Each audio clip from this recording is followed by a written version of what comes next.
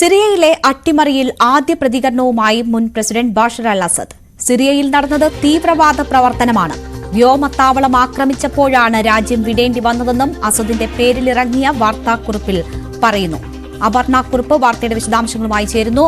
അപർണ, ഈ വലിയ ആസൂത്രണത്തിനൊടുവിലാണ് അസദ് രാജ്യം വിട്ടതെന്നും വലിയ രീതിയിൽ റഷ്യയിൽ അവരുടെ ബന്ധുക്കളടക്കം സ്വത്ത് സമ്പാദിച്ചതുമെന്ന് ഉൾപ്പെടെയുള്ള വിവരങ്ങൾ വന്നതിന് തൊട്ടു പിന്നാലെയാണ് ഇപ്പോൾ ദിവസങ്ങൾക്ക് ശേഷം ഒരു വിശദീകരണം ഇക്കാര്യത്തിൽ വരുന്നത്. എന്താണ് വാർത്താക്കുറിപ്പിൽ പറയുന്നത്? രേണുക പറഞ്ഞതുപോലെ തന്നെ അസദ് കൃത്യമായിട്ട് ആസൂത്രണം ചെയ്തുകൊണ്ടാണ് റഷ്യയിലേക്ക് കടന്നതെന്നും 2 വർഷത്തിനുള്ളിൽ 82 കോടി രൂപ, അതായത് $250 അമേരിക്കൻ മില്യൺ അസദ് മോസ്കോയിലേക്ക് കടത്തി എന്നുള്ള വാർത്തകളൊക്കെ വന്നുകൊണ്ടിരിക്കുന്ന സമയമാണ്. അതോടൊപ്പം തന്നെയാണ് നേരത്തെ പറഞ്ഞതുപോലെ അസദിന്റെ ബന്ധുക്കളെല്ലാം വലിയ തോതിൽ സ്വത്തുക്കൾ വാങ്ങിക്കൂട്ടി റഷ്യയിൽ എന്നുള്ള വിവരങ്ങളെല്ലാം വരുന്നതിനിടയിലാണ് അസദിന്റെ പേരിൽ തന്നെയുള്ള ഒരു പ്രസ്താവന പുറത്തു വന്നിരിക്കുന്നത്. അത് അസദ് തന്നെയാണ് എന്നുള്ള സ്ഥിരീകരണമൊക്കെ ലോക മാധ്യമങ്ങളുടെ ഭാഗത്ത് നിന്ന് വരുന്നു. ആ തരത്തിലുള്ള ഒരു റിപ്പോർട്ടുകളിലേക്ക് നോക്കുകയാണെങ്കിൽ സിറിയ വിട്ട് 9ാം നാളാണ് ഈ തരത്തിൽ ഒരു പ്രസ്താവന അസദിൻ്റെതായിട്ട് വരുന്നത്. ഡിസംബർ 8-നാണ് അസദ് സിറിയ വിടുന്നത്.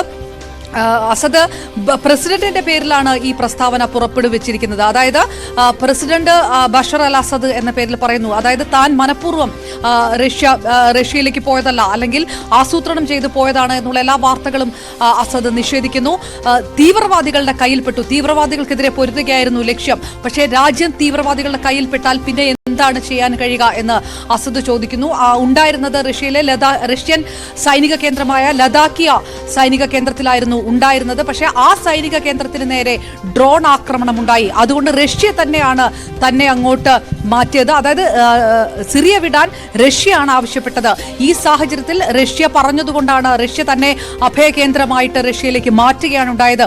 ഒരിക്കലും താൻ സിറിയ വിട്ടുപോയതല്ല, ജനങ്ങൾക്കൊപ്പമാണ് താൻ നിൽക്കുന്നത്, തീവ്രവാദത്തിനെതിരെയാണ് താൻ നിൽക്കുന്നത് എന്ന തരത്തിലുള്ള പ്രസ്താവനയാണ് ഇപ്പോൾ അസദിൻ്റെതായിട്ട് പുറത്തു വന്നിരിക്കുന്നത്. അപ്പോഴും റഷ്യയും സിറിയയും തമ്മിലുണ്ടായിരുന്ന ബന്ധങ്ങൾ, വലിയ തരത്തിലുള്ള സാമ്പത്തിക കൈമാറ്റങ്ങളൊക്കെ ചോദ്യം ചെയ്യപ്പെടുകയും ആ വിവരങ്ങളെല്ലാം പുറത്തു വരുന്ന സാഹചര്യം കൂടിയുണ്ട്. 2018-2019 കാലയളവിൽ വലിയ തോതിലുള്ള ധന കൈമാറ്റം ഈ 2 രാജ്യങ്ങൾക്കും ഇടയിൽ നടന്നിട്ടുള്ളതായിട്ട് പറയുന്നു. റഷ്യൻ കമ്പനികൾ സിറിയയുടെ ഫോസ്ഫേറ്റ് മേഖലയിലൊക്കെ വലിയ തരത്തിലുള്ള ഇൻവെസ്റ്റ്മെന്റ് ആണ് നടത്തിയിരിക്കുന്നത്. അങ്ങനെയുള്ള വിവരങ്ങളെല്ലാം പുറത്തു വരുന്ന സമയത്ത് കൂടിയാണ് ഇത് അസദിൻ്റെതാണ് എന്നുള്ളതിൽ പൂർണ്ണ സ്ഥിരീകരണമില്ല. പക്ഷേ പ്രസിഡന്റ് ബഷർ അൽ അസദ് എന്ന് പറഞ്ഞുകൊണ്ട് പുറത്തു വന്നിരിക്കുന്ന വാർത്താക്കുറിപ്പ് പറയുന്നത് താൻ സിറിയയെ ഒഴിവാക്കിയോ അല്ലെങ്കിൽ ഒറ്റപ്പെടുത്തി പോയതല്ല, താൻ മറ്റൊരു വഴിയും ഇല്ലാതിരുന്നത് കൊണ്ട് റഷ്യ തന്നെ മാറ്റിയതാണ് എന്നുള്ള വാർത്താക്കുറിപ്പ് പുറത്തു വന്നിരിക്കുന്നു. രേണുക, ശരി.